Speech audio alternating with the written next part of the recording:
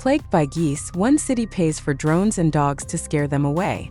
A San Francisco Bay Area city plans to spend nearly $400,000 to get rid of the geese and their excretions.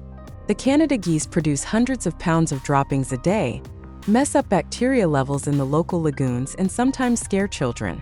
Now a Northern California city is poised to spend nearly $400,000 to get rid of them. The waterfowl have long posed a problem for Foster City, with up to 400 birds in the roughly 33,000-person community at a given time. After several experiments with less expensive options, the San Francisco Bay Area city is ready to pull out all the stops to chase them away.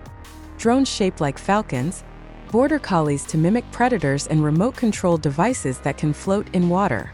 If we can find a way to manage this in a way that geese and people can coexist without conflict, that would be a huge success, said Parks and Recreation Director Derek Schweigart. We've just gotten to the point where the population has gotten so large that it is overwhelming. The plan is poised to start early September, Schweigart said. Cities and states across the country deal with nuisance animals in different ways. In Florida, local authorities will approve a limited number of permits to allow the hunting of black bears in select areas this year. Michigan's Natural Resources Commission voted in August to reinstate year-long coyote hunting. Foster City approved a plan in 2021 to kill more than 100 geese, but it was withdrawn after public backlash, Schweigart said.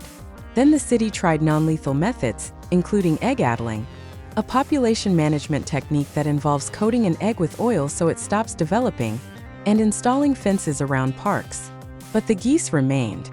A migratory species, Canada geese used to leave northeast California in the winters and head to the state's warmer Central Valley, said Melanie Weaver, a senior environmental scientist in the California Department of Fish and Wildlife's Waterfowl Unit.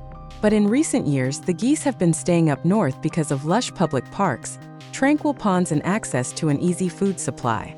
We, collectively as humans, have provided them a great place to hang out and raise young, Weaver said. There's not many things that can take them out except for perhaps a coyote or a golden eagle. You've got people giving them handouts. It's a recipe for disaster. The city has allocated about $390,000 to the pilot program. Schweigart said the investment will be worth it in the long run if it saves the city the tens of thousands it has spent every year on increased maintenance and power washing costs because of the geese. Wildlife Innovations, a firm the city hired to carry out the program, will initially focus on the 7 parks that have seen the most geese activity and public complaints, Schweigart said. Jake Manley, president of Wildlife Innovations, and Daniel Beitman, a wildlife biologist there, said they're considering various strategies because geese are clever and quickly pick up on changes to their environment.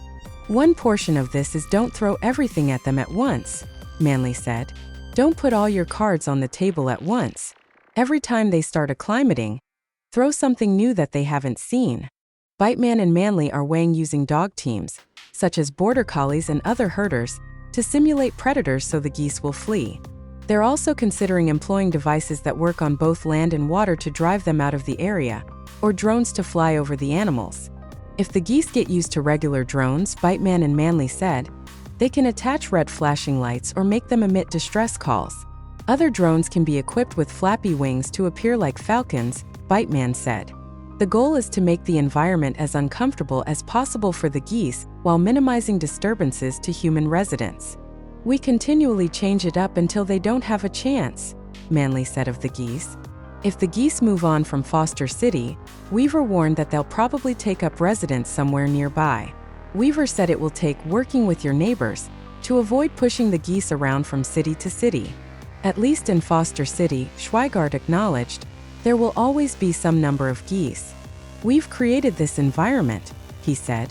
It's going to be attractive.